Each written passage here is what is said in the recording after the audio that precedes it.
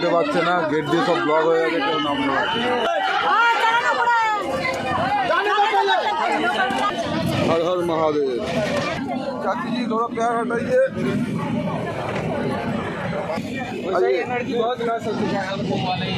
পুরো আগামী 144 বছরের ইতিহাস সাক্ষী থাকবে আজকের ভিড় এই 26 তারিখ পর্যন্ত। এই হলো Delhi station. 2800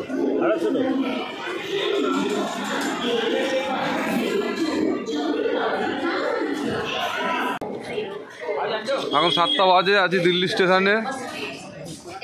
confirm ticket cancel হয়ে আজ আমরা জেনারেল 6 নম্বর থেকে ট্রেন। মহাকুম্ভের প্রভাব পুরো ভারতবর্ষে ব্যাপকভাবে ছড়িয়ে পড়েছে। বিশেষ করে কোনো স্টেশন চত্বরে আসলে আপনারা বুঝতে পারবেন যে প্রভাব কী। আমাদের কালকা থেকে নেতাজি এক্সপ্রেসে কনফার্ম টিকিট ছিল 22 ফেব্রুয়ারিতে, ক্যান্সেল হয়ে গেছে যেহেতু 26 তারিখ লাস্ট অমৃতসর আছে। ম্যাক্সিমাম ওখান থেকে ক্রাউডটা অন্যদিকে বাইপাস করে দিচ্ছে। এবার আমরা পড়ে গেছি মুশকিলে, ট্রেন ক্যান্সেল, 7 জন পুরো ফ্যামিলি বাচ্চা কাচ্চা নিয়ে রাস্তায় ওখান থেকে বাসে করে চাপলাম দিল্লি, মানে ওল্ড দিল্লি থেকে জেনারেল টিকিট কেটেছি। কেটে এখন আমরা স্লিপারে উঠবো, উঠে যদি টিটি ধরে টিটিকে এক্সট্রা কিছু দেবো, এইভাবে যাবো হাওড়া থেকে। তো আজকের ব্লগে এটাই থাকবে, লোকাল এক্সপিরিয়েন্স কেমন হয় জেনারেল টিকিট কেটে স্লিপারে। তার মধ্যে এই ডিউরেশনে যে এখানে মানে কুম্ভ মেলার মতো হেভি ক্রাউড, আর আসার সময় এক্সপিরিয়েন্স খুব বাজে ছিল। হাওড়া থেকে খুব ভিড় ছিল। তো এখন যা যা হবে শেয়ার করবো, চলুন। আর ওল্ড দিল্লি থেকে টিকিট নিল 390 টাকা। এই যে আমাদের এত লাগেজ, টোটাল 7 জন প্লাস 2টো বাচ্চা। প্ল্যাটফর্ম নাম্বার 6 S7-এ দাঁড়িয়ে আছি, সামনে জেনারেল। এই যে আমাদের ট্রেন ঢুকে গেছে, মানে আমাদের বলা ভুল, যে ট্রেনই হাওড়া যাবে এখন সবই আমাদের, হাওড়া বার্মার এক্সপ্রেস।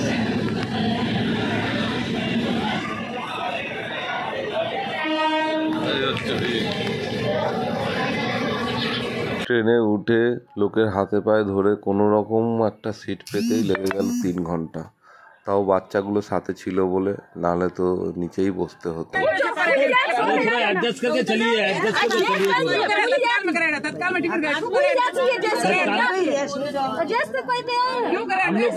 हम लोग खुद नहीं बैठ पा रहे हैं। छोड़ो सीट होता है, कोई खड़ा रहता है क्या?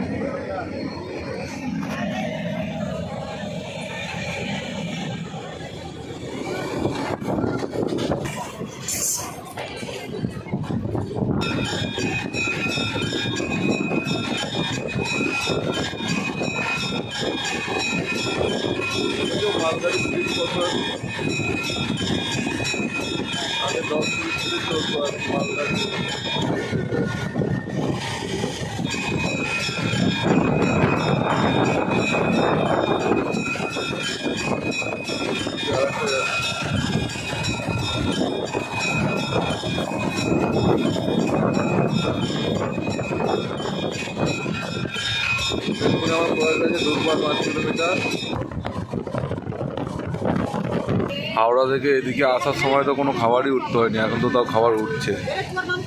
2টো ডিম দিয়ে বিরিয়ানি 100 টাকা, কিন্তু খাবার মতো না।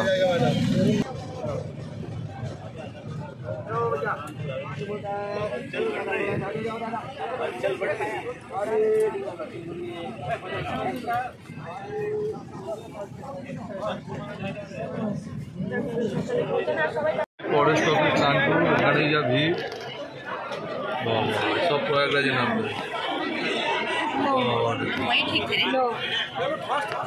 দেখো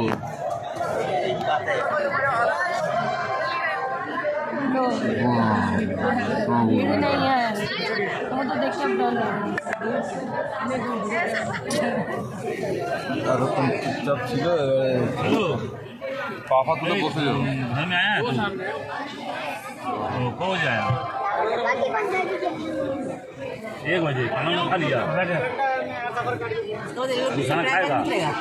अरे खराब खाना ऑर्डर कर देगा, फ्लिपकार्ट में बढ़िया ऑफर दिया है, 1-2 के अंदर कर दो। परात করে দেব। এই বাথরুমে যাওয়া যাবে না নাকি? হ্যাঁ যাও। যাও। হ্যাঁ পুরো দুদিনের জার্নিতে বাপ বেটি এই প্রথম একটু খেলার সুযোগ পেলাম। হ্যাঁ একটু লাভবে এই উঠবে না। নাক কেটে যাচ্ছে আমাদের। মাম বলো এ ই আই ও ইউ 5টা ভাওয়েল কি কি বলো, বল 5টা ভাওয়েল কি তো বলবি তো। মুখটা দেখি, মুখটা দেখি, দেখি দেখি কি খাচ্ছিস? তোমার কষ্ট হচ্ছে না? তোমার কষ্ট হচ্ছে না? আবার সব প্রয়াগরাজে নামতে এবার ভিড় দেখুন, যা নামবে তার থেকে বেশি উঠবে। Bharat super bus, Vande Bharat sleeper class. স্টেশনে আগে ট্রেন দাঁড়িয়ে আছে, মোটামুটি প্রয়াগরাজে তো খালি হয়েছে, এতক্ষণ পরে সিট পেলাম, কিন্তু স্টেশন থেকে কতজন উঠবে সেটা হচ্ছে ব্যাপার।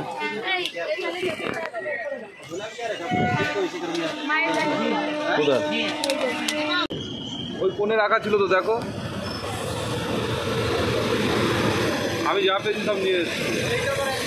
চলে আসলাম প্রয়াগরাজ। দুঃখ থেকে গেল, প্রয়াগরাজ আর নামতে পারবো না। পরিকল্পনা ছিল সিমলা থেকে ফেরার পথে ফ্যামিলি চলে যাবে, আমি প্রয়াগরাজে নেমে স্নান করে 2 দিন পরে ফিরবো। এমনকি ভারত সেবা আশ্রম থেকে টিকিটও কাটা আছে প্রয়াগরাজ টেন্টের, কিন্তু ওপরওয়ালার হয়তো এটাই ইচ্ছা যে এই সময় পরিবারের সঙ্গ দেওয়া উচিত। 2 মাস পরে সব পরিবারে আবার আসবো, কি আছে। স্টেশনে এসে আরপিএফ বাসে দিচ্ছে।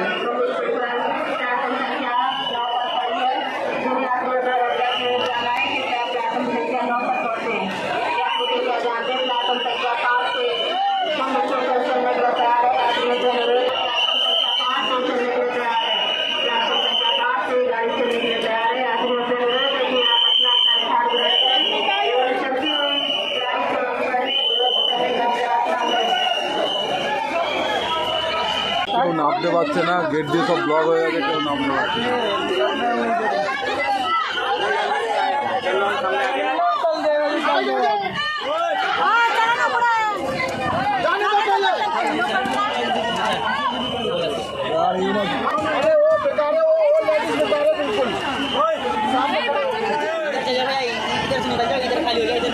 ধরো তো আমরা এখন এখানেই থাকি, যেতে পারছি না।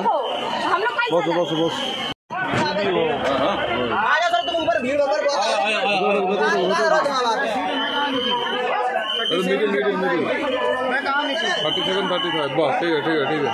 কানপুর থেকে একটু সিট পেয়েছিলাম, কিন্তু প্রয়াগরাজে এসে আমার সিট ছেড়ে দিতে হলো, দাঁড়িয়েই যেতে হবে বাকিটা। সকাল 7:55-তে ওল্ড দিল্লি থেকে ট্রেনটা ধরেছিলাম, আর এই রাত 10টার সময় প্রয়াগরাজে ঢুকলো। তারপরে কোনো রকম বাথরুমের দর্শন পেলাম। বাথরুম কিন্তু খুব পরিষ্কার, কারণ লোকে ঢোকার সুযোগই পাচ্ছে, সেটাকেও মানুষ বেডরুম বানিয়ে নিয়েছে। তবে এরকম অবস্থায় 1 ছিপি করে জল খেতে হবে, আর কোনো রকমে হালকা খাবার, ফল বা মুড়ি এইসব খেয়ে আসতে হবে। बहुत भीड़ है, सीधा होइए, हर हर महादेव।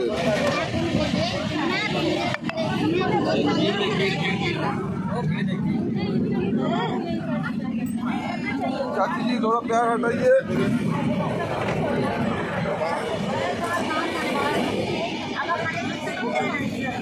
लड़की बहुत वाली है।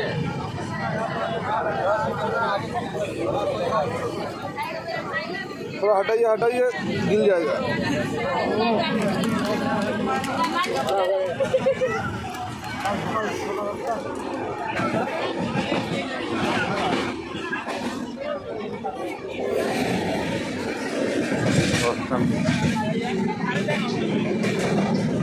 বর্ষা এটা ধরো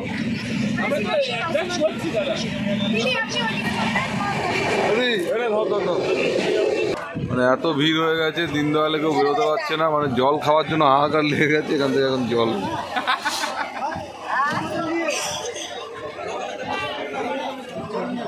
পুরো আগামী 144 বছরের ইতিহাস সাক্ষী থাকবে আজকের ভিড় এই 26 তারিখ পর্যন্ত। কোল্ড নেই, রাত 2টো বাজে, সবাইকে ঠিক এরকমভাবে যেতে হচ্ছে। রাত 2টোর সময় মহিলা, বয়স্ক এবং বাচ্চা থাকলে এইভাবে ট্রাভেল করা খুবই প্রবলেম। ভাবিনি কখনো এমন দিন আসবে, তবে সব রকম পরিস্থিতির মোকাবেলার জন্য মানুষকে তৈরি থাকা উচিত। Good morning Kolkata.